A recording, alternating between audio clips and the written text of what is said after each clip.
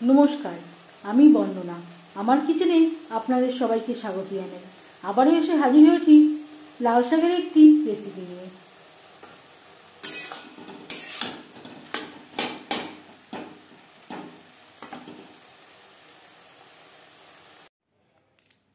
খুব সাধারণ একটা রেসিপি, গরম ভাতের সাথে এর স্বাদ অসাধারণ। লাল শাক তৈরি করতে আমি এখানে নিয়েছি 2 বাটি লাল শাক। লাল শাকের আমি গোড়ার অংশটা বাদ দিয়ে দিয়েছি, নরম অংশটা আমি রেখে দিয়েছি আর পরিষ্কার করে ধুয়ে নিয়েছি। সবার প্রথমে আমি কুচি করে কেটে নেব। আমি রান্নাটা করব রিফাইন্ড অয়েলে, আপনারা চাইলে সরষের তেলেও করতে পারেন। 3 চামচ রিফাইন্ড অয়েল গরম করে নেওয়ার পর দিয়ে দেব পেঁয়াজ কুচি, চেরা কাঁচা লঙ্কা।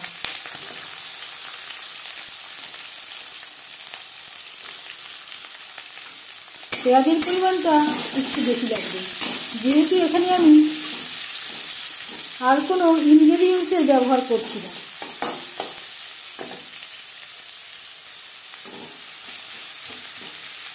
পেঁয়াজ লালচে করে ভেজে নেব।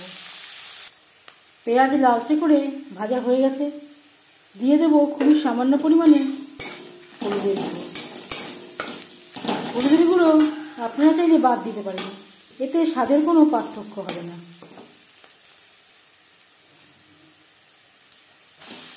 দিয়ে দেবো লাল শাক। লাল শাক আমি কুচি করে কেটে নিয়েছি।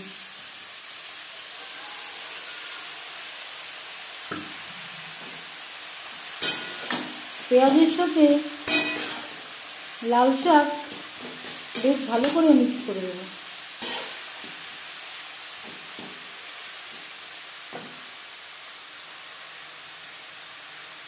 আর লাগছে স্বাদ মতো লবণ।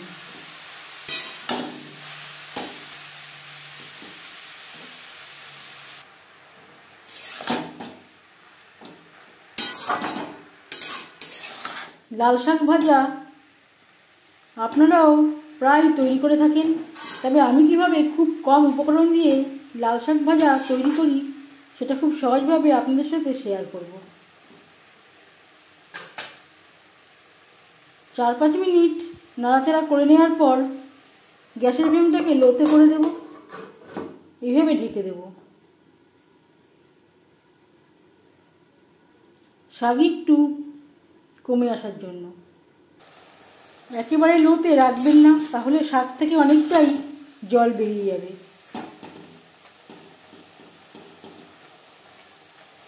লো টু মিডিয়াম ফ্লেমে রান্না করে নেওয়ার পর এবার যাচ্ছি ফাইনাল স্টেপে।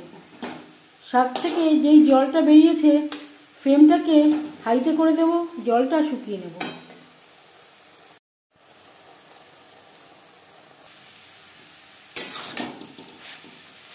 শাক থেকে এক্সট্রা জলটা শুকিয়ে গেছে।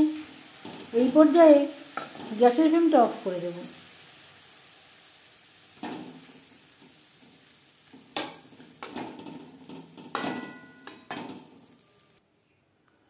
ঢেকে আর স্ট্যান্ডিং টাইমে রাখার প্রয়োজন নেই। ঢেকে রাখলে আবারও শাক থেকে জল বেরিয়ে যাওয়ার সম্ভাবনা থাকতে পারে। লাল শাক ভাজা রেডি।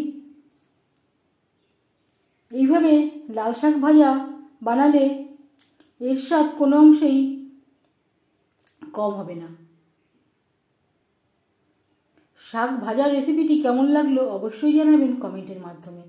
যদি এই রেসিপিটি ভালো লেগে থাকে লাইক করবেন, শেয়ার করবেন, সাবস্ক্রাইব করবেন আমার চ্যানেলটিকে, বেল আইকনটা ক্লিক করে দেবেন। যখন আমি নতুন ভিডিও আপলোড দেব তার নোটিফিকেশান সবার আগে আপনার কাছে পৌঁছে যাবে। আপনারা সবাই অনেক অনেক ভালো থাকবেন। এই ভিডিওটি দেখার জন্য ধন্যবাদ।